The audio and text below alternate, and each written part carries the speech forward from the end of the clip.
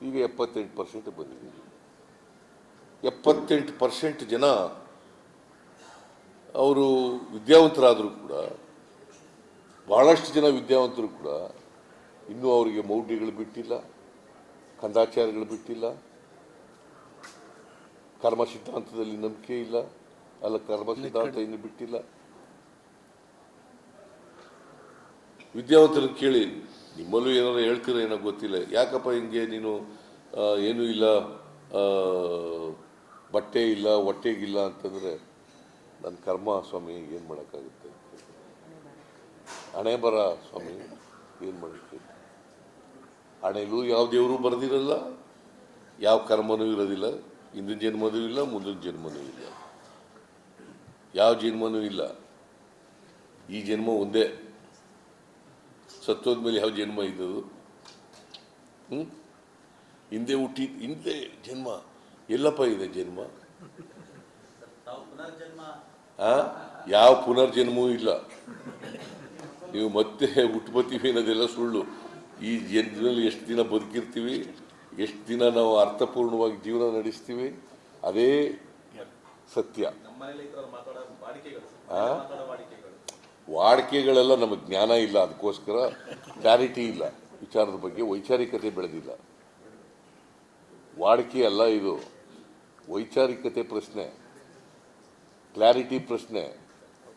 What is right, what is wrong, what is true, what is untrue ಗೊತ್ತಾಗಬೇಕಾ ಬೇಡ?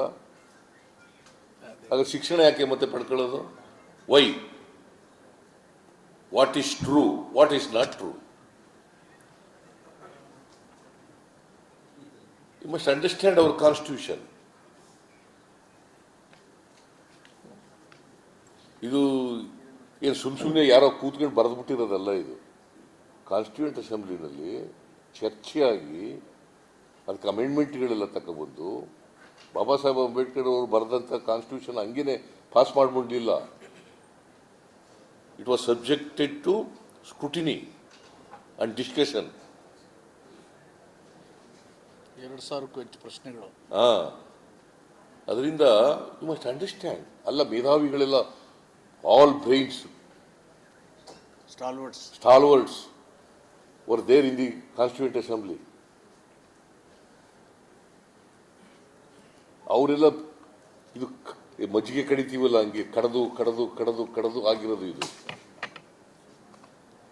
ಬೆಣ್ಣೆ ತೆಗಿತೀವಲ್ಲ, ಹಂಗೆ ಕಡದು ಕಡದು ಕಡದು ಬೆಣ್ಣೆ ತೆಗೆದಿರೋದು.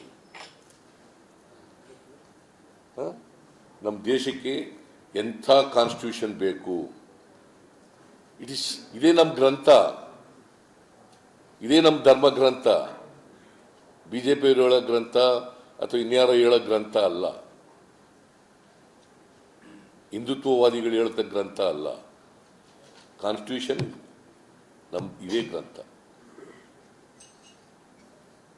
ಇದು ಗೊತ್ತಾಗಬೇಕು ಎಲ್ರಿಗೂ ಅಷ್ಟೇ.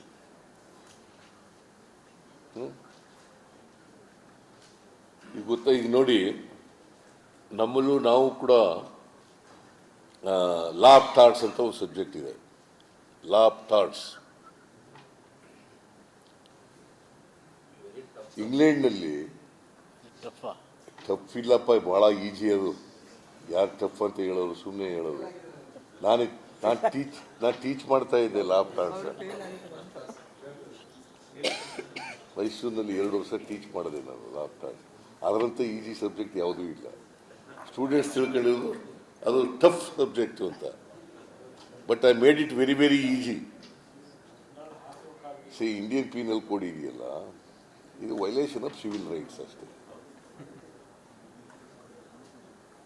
Very simple. ಸೊ ಈಗ ಇಂಗ್ಲೆಂಡ್ನಲ್ಲಿ ಲಾ ಆಫ್ ಥಾಟ್ಸ್ ನಡಿನಲ್ಲಿ ಭಾಳ ಕೋರ್ಟ್ಗೆ ಹೋಗ್ತಾರೆ ಕೇಸ್ ಇದಾಗಿ. ಅದು ನಮ್ಮ ದೇಶದಲ್ಲಿ ಭಾಳ ಕಡಿಮೆ ಲಾ ಆಫ್ ಥಾಟ್ಸ್ನಲ್ಲಿ. ಯಾಕಂತಂದರೆ ನಮಗೆ ಕಾನೂನಿನ ಜ್ಞಾನ ಕಡಿಮೆ. ನೀವು ನೋಡಿ, ನಾವೆಲ್ಲ ಕೇಸೆಲ್ಲ ಸೈಟ್ ಮಾಡೋದೆಲ್ಲ ಇಂಗ್ಲೆಂಡ್ ನಾವು ಲಾ ಆಫ್ ಥಾಟ್ಸ್ನಲ್ಲಿ. ಇಂಡಿಯಾ ದೇಶದದು ಭಾಳ ಕಡಿಮೆ, ಒಂದು 5% ಇರಬೇಕು ಅಷ್ಟೇ. 95% ಆಫ್ ದಿ ಕೇಸ್ ಲಾ ಇವ್ರು ಸೈಟ್ ಮಾಡೋದೆಲ್ಲ ಇಂಗ್ಲೆಂಡ್ನಲ್ಲಿ ತೀರ್ಮಾನ ಆಗಿರೋವು.